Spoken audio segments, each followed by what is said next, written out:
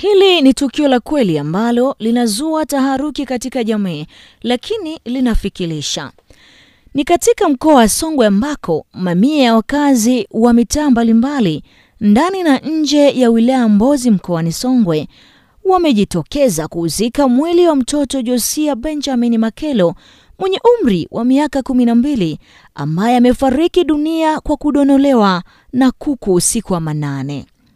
Namna ilivyokuwa, hii yote ni katika maziko. Maziko hayo yamefanyika katika makaburi ya kijamii yaliyopo katika kata ya Hasanga, na wadau mbalimbali wamejitokeza wakiwemo viongozi wa serikali, dini, wazee maarufu na raia wa kawaida wameshiriki maziko hayo.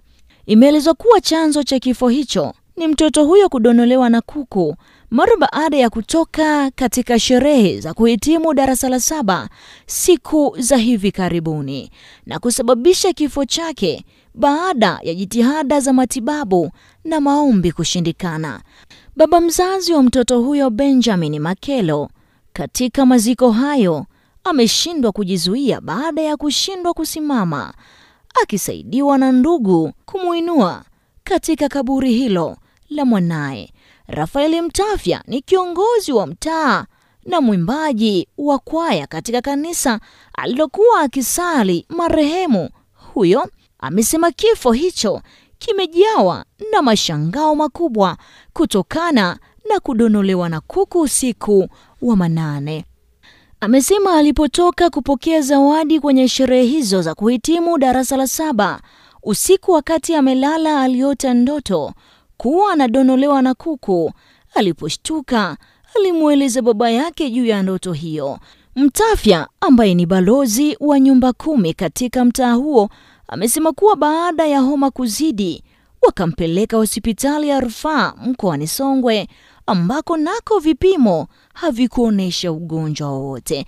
Aidha, ameeleza kuwa baada ya hapo marehemu alirejeshwa nyumbani na alizidi kuumia huku jicho moja likiziba na alianza kuharisha mfululizo, na ilipofika usiku wa saa 8 ndipo alifariki dunia.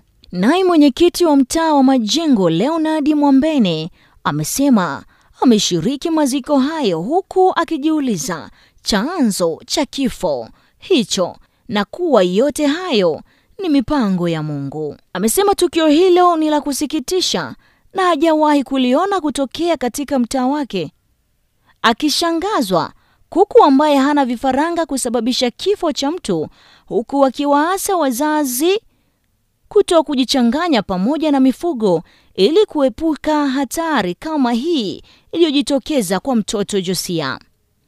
Kwa upande wake, afisa mtendaji wa kata ya Hasanga Flora Ndam, licha ya kukiri kuwepo kwa tukio hilo, amesema hizo ni kazi za Mungu, kwani akipangacho Mungu hakuna binadamu anayeweza kuzuia.